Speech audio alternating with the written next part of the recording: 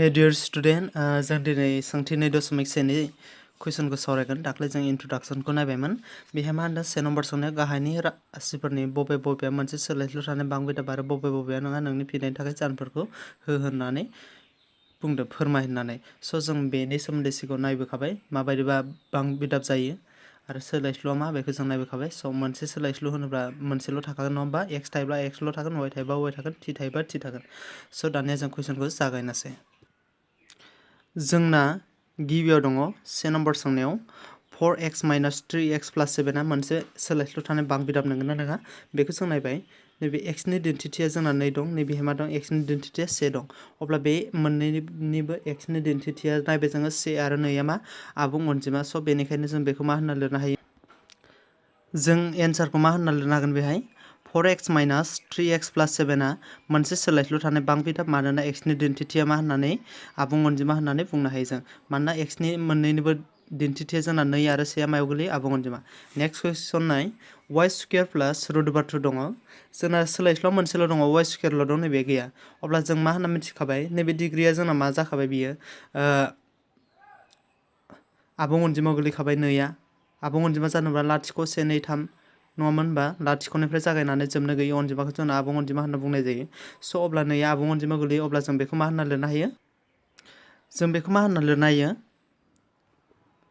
y² + √2 मोनसे सोलायस्लु थानाय बांबिदाब मानोना y नि डेन्सिटिया आबुं अनजिमा। डेन्सिटिया माया?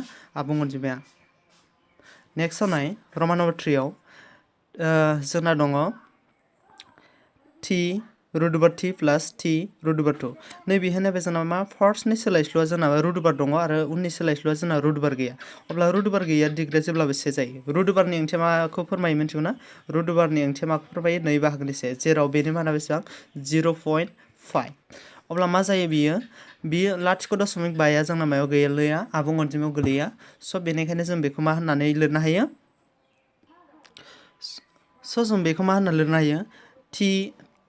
3t + t √2 मोनसे सोलायस्लु थानाय बांबिदाब नङा मानोना सेथि बिदाबाव y नि डेन्सिटिया बेसेबां? नैबे √2 नि माना बेसेबां? डेन्सिटिखौ फोरमायो 2/1। बियो आबुं अनजिमा गोलैया। बेनिखायनो बियो मा नङा? मोनसे सोलायस्लु थानाय बांबिदाब नङा। दानिया नाय रमान नम्बर 4 आव मा होनदों? y + y/2 दङ। बेहाय मा जानो नालाय सेथि बिदाबाव जोंना डिग्रिया बेसेबां? 1 जानानै दं। नैथि बिदाबाव डिग्रिया बेसेबां मिथिगौ ना? 1/y खौ जों मा लिरनो हायो? y डेन्सिटि दानख' बेसेबां? 1 होनना लिरनो हायो। बेसेबां? -1 जायो। अब्ला नैथि बिदाबाव y नि डेन्सिटिया बेसेबां जायो? -1 जायो। अब्ला जों बेखौ मा होननानै बुंनो हायो? -1 आ आबुं अनजिमायाव गोलैया। स' बेनिखायनो जों बेखौ मा होनना लिरनो हागोन? स' जों बेहाय एन्सारखौ मा होनना लिरनांगोन? y दाजाब y/2 मोनसे सोलायस्लु थानाय बांबिदाब नङा मानोना नैथि बिदाबाव y नि डेन्सिटिया मा? बेसेबां? -1, जाय मा नङा? आबुं अनजिमा नङा। दानिया जों माखौ सावरायगोन? कुइसन नम्बर 2 खौ। रमान नम्बर 5 खौ नोंसोर नायबानो जाबाय। बेहाय मा डेन्सिटिया जोंना गासैबो आबुं अनजिमा गोजा। स' बेयो मा जाखागोन? मोनसे सोलायस्लु थानाय बांबिदाब जागोन। नेक्स्ट कुइसन नायगोन जों कुइसन नम्बर 2। गाहायाव 2 नम्बर सोंनाय मा होनो? गाहायनि मोनफ्रोमबोआव x² नि थाफादेरखौ लिर। x² नि थाफादेरा बेसेबां? बेखौ लिरनो होदों। स' भिडिअखौ जागायनायनि सिगां नोंसोरनो फिन खनसे खोन्थाबावनो सानदों। x खौ जोंना मा होनना बुङो? सोलायस्लु। 2आ जाबाय जोंना मा? थाफादेर। स' बेहाय मा होनदों? जों बेहाय नायबाय हमना लाबाय x² नि थाफादेरा बावहाय बेसेबां होननानै सोंनाय फैबाय एबा सोंनाय थाबाय। अब्ला बेहाय मा जागोन नालाय x नि थाफादेरा 3 दङ, x² जों सोर दंफायो? 2 दङ। हमना लाबाय x² दङ। अब्ला बेहाय मा x² नि थाफादेरा बेसेबां होनना सोंबाय। अब्ला बेहाय मा जागोन नै जेब्लाबो 1आ x जों मा थाफायो? जेब्लाबो 1 थाफायो। अब्ला मा जागोन? x² नि थाफादेरा मा जागोन? 1 जागोन। अब्ला जों दानिया माखौ नायनोसै? कुइसन नम्बर 2 खौ। आसा खालामदों आं नोंसोरखौ बुजिगोन होननानै। स' जोंना 2 नि रमान नम्बर 1 आव मा दङ? 2 + x² + x दङ। अब्ला बेहाय माखौ सोंदों? x² नि थाफादेरखौ सोंदों। अब्ला नैबेहाय x गैया, x² आ नैबेहायल'सो दं। x² जों सोर दंफायो? बेहाय जेबो अनजिमा नुवाखै। अब्ला मा थागोन बेहाय? मा थागोन होनदोंमोनलाय? 1 थागोन। अब्ला बेहाय मा होनना लिरनो हागोन? स' बेखौ मा होनना लिरनो हागोन? 2 दाजाब x² दाजाब x आव x² नि थाफादेरा बेसेबां? बेवहाय 1 जानानै दं। स' बेहाय मा जागोन? एन्सारा 1 जागोन आरो नेक्स्टआव नाय बेहाय रमान नम्बर 2 आव मा दङ 2 माइनास एक्स स्क्वायर प्लास एक्स क्यूब दङ बेहाय मा जानानै दं माइनास एक्स स्क्वायर दङ नङा होमबा बे माइनास एक्स स्क्वायरजों सोर दङ से दङ अब्ला बे सिगाङाव मा सिन दंफायो माइनास दं अब्ला मा जागोन एक्स स्क्वायर थाफादेरा माइनास 1 जागोन अब्ला बेखौ बोरै लिरगोन बेखौ बोरै लिरनो हागोन 2 दानख' एक्स स्क्वायर दाजाब एक्स क्यूबआव एक्स स्क्वायरनि थाफादेरा बेसेबां माइनास 1 एक्सजों सोर रावबो अनजिमा गैफायामोन रावबो अनजिमा गैयाबा मा थायोमोन से थायोमोन नङा होमबा अब्ला बेहाय मा सिगाङाव माइनास सिन दं नालाय मा जाखो माइनास 1 जाबाय नेक्स्ट कुइसन नायगोन जों रमान नम्बर 3 आव नाय मा दङ 2 बाहागोनि फाइ एक्स स्क्वायर दाजाब एक्स दङ एक्स स्क्वायरजों सोर दंफायो नायदो एक्स स्क्वायरजों दंफायो 2 बाहागोनि माया फाइ एक्सआ अब्ला मा होनना लिरगोन 2 बाहागोनि फाइ एक्स स्क्वायर दाजाब एक्स जों बेवहाय मा लिरबाय 2 बाहागोनि पाइ एक्स स्क्वायर दाजाब एक्सआव एक्स स्क्वायरनि थाफादेरा बेसेबां होनना लिरखो 2 बाहागोनि बेसेबां पाइ होननानै लिरबाय मानोना एक्स स्क्वायरजों सोर दंफायोमोन 2 बाहागोनि पाइआ दंमोन स' रमान नम्बर 5 आव नायदो रमान नम्बर 4 आव नायदो रुट ओभार 2 एक्स माइनास 1 दङ एक्स स्क्वायर दंना गैया बेखौ नोजोर होदो एक्स स्क्वायर गैया जोंना बेहाय एक्सल' दङ अब्ला एक्स स्क्वायरनि थाफादेरालाय बेसेबां एक्स स्क्वायरजों मा दंफायो होनना लाफा नों बेखौ रुट ओभार एक्स दङ बेनि सिगाङाव मा दङ 0 एक्स स्क्वायर दंफायो प्लास बेहाय मा दङ माइनास 1 दं अब्ला बेहाय मा जानानै दङ एक्स स्क्वायरखौ जों नुवाखै मानो थाखाय नुवाखै लाथिख'जों एक्स स्क्वायर सानोबा बेसेबां जायो लाथिख' जायो अब्ला जों बेहाय मा होनना लिरगोन एक्स स्क्वायरनि थाफादेरा बेसेबां जागोन बेहाय 0 जागोन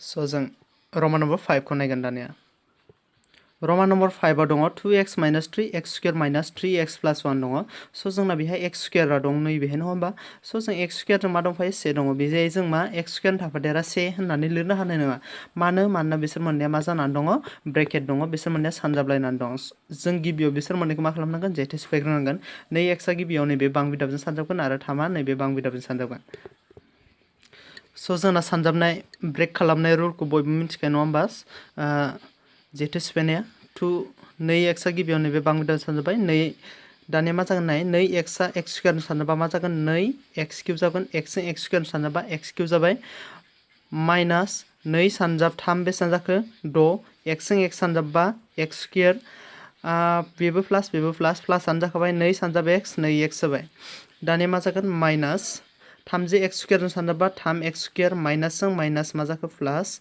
3 सानजाब 2 बेसेबां जाबाय 6x माइनासजों प्लासजों माइनास 3 सानजाब 3 जाबाय दानिया जों मा खालामगोन बेहाय महरसेखौ खाथियाव लांगोन अब्ला जोंना मा दं 2x क्यूब दङ माइनास मा दङ 6x स्क्वायर दङ महरसेया माया माइनास 3x स्क्वायरा अब्ला बेहाय मा फैगोन माइनास 3x स्क्वायरा फैबाय नङा होमबा बेनि उनाव मा दङ 2x जों माजों महरसे 6x जों सोलायस्लु आरो डिग्रिया एखे जानांगोन अब्ला दानिया मा जागोन नाय 2x क्यूब जाबाय बेहाय माइनासजों माइनास मा जाबाय माइनास बेसेबां 6 जों 3 जों बेसेबां जाखो 9 जाबाय x स्क्वायर नङा होमबा प्लास मोननैबो दाजाब दङ 2 जों 6 जों दाजाबबा बेसेबां जाबाय 8x माइनासआ माइनास थाबाय दानिया नायदो बेहाय x स्क्वायरजों सोर दंफायो x स्क्वायरनि थाफादेरा बेसेबां जाखो बेहाय x स्क्वायरजों सोर दंफायो माइनास 9 दं अब्ला मा होनना लिरनो हासिगोन x स्क्वायरनि थाफादेरा बेसेबां थाफादेरा माइनास 9 मा होनना लिरबाय जों बेहाय x स्क्वायरनि थाफादेरा बेसेबां माइनास 9 होननानै लिरबाय स' बेखौ खनसे नायफिनबावबानो जाबाय बेनि उनाव जों थांगोन मा नेक्स्ट कुइसन नम्बर 3 आव मा होनदों डिग्री 35 नि मोनसे 2 बिदाब आरो डिग्री 100 नि मोनसे बिदाब से मोनफ्रोमनिबो मोनसे बिदिन्थि होदों बेयो आनजादाव फैबाय थायो स' जों भिडिअखौ जागायनोसै नङा होमबा मोनसेल' बिदाब होनोबा जोंना मोनसेल' राशि जानांगोन नङा होमबा मोननै राशि थानायखौ जोंना मा होनो बिदाबनि होनना बुङो स' अब्ला जों मा डिग्री 35 नि 2 बिदाब राशि लिरनांगौ आरो मा डिग्री 100 नि मा लिरनांगौ दिन्थिथिया बेसेबां 35 आरो मोनसेना बेसेबां 100 जों बेवहाय मा होननानै लिरबाय डिग्री 35 नि मोनसे 2 बिदाब राशिखौ जों बोरै लिरनो हायो मोननै बिदाब थानांगोन नङा होमबा x आरो y लिरबाय जोङो मोनबेसे बिदाब जाखो बेहाय मोननै बिदाब जाबाय अब्ला डिग्री मोनसेखौल' होनो x दिन्थिथि 100 दाजाब y डिग्रीया बेसेबां जाबाय 100 बिदाबा मोनबेसे जाबाय मोननै अब्ला बे डिग्री 35 नि मोनसे 2 बिदाब थानाय राशि जाबाय आरो नेक्स्टआव नाय डिग्री 100 नि मोनसे से बिदाब मोनसेल' बिदाब होनदों x ल' लिरबाय जों 2x लिरबाय नङा होमबा बे जाबाय जोंना से बिदाब अब्ला बेनि डिग्रिया बेसेबां जानांगौनो सरि नैबे 35 सोमोन 35 जानांगौ बेहाय 2x नि डिग्रियासो बेसेबांमोन 100 नङा होमबा बे जाबाय जोंना मा से बिदाब 4 नम्बर सोंनाय मा होनदों गाहायाव होनाय बां बिदाबनि मोनफ्रोमबोनि डिग्रिखौ लिरनांगौ स' डिग्रि होनोब्ला जोंना मा बयनिख्रुइबो देरसिन डिग्रि एबा मा डेन्सिटियाखौसो लिरनांगौमोन डिग्रिया जोंना मा डेन्सिटिखौनो जोंना मा होनो डिग्रि होननानै बुंनाय जायोमोन स' जों दानिया कुइसनखौ बानायनोसै रमान नम्बर 1 मा दङ 5x क्यूब दाजाब 4x स्क्वायर दाजाब 7x सोलायस्लुनि डिग्रिखौ नायदो बयनिख्रुइबो देरसिन डिग्रिया बबेयो नैबे गोहो दिन्थि 3 अब्ला नैबे स्क्वायरखौ लाया जों बयनिख्रुइबो देरसिनखौ लिरनांगोन स' बेहाय जों मा होनना लिरनो हागोन स' जों बे मा होनना लिरनो हायो 5x क्यूब दाजाब 4x स्क्वायर दाजाब 7x बां बिदाबाव डिग्रिया बेसेबांनो 3 बयनिख्रुइबो देरसिन डिग्रिया जोंना मा दङ 3 दं नेक्स्ट नाय बेहाय मा दङ रमान नम्बर 2 आव मा दङ 4 दानख' y स्क्वायर दङ बेहाय डिग्रिया मा मोनसेल' सोलायस्लु दं अब्ला बेहाय मा होनना लिरगोन नोंसोर 4 दानख' y स्क्वायराव डिग्रिया जाबाय बेसेबां 2 जागोन नेक्स्टआव नाय 5 थि दानख' बेसेबां दङ 7 दङ सोलायस्लुआ थिल' बेनि गोहो दिन्थिया बेसेबां 1 अब्ला नोंसोर बेहाय मा होनना लिरगोन डिग्रिया बेसेबां जागोन 1 जागोन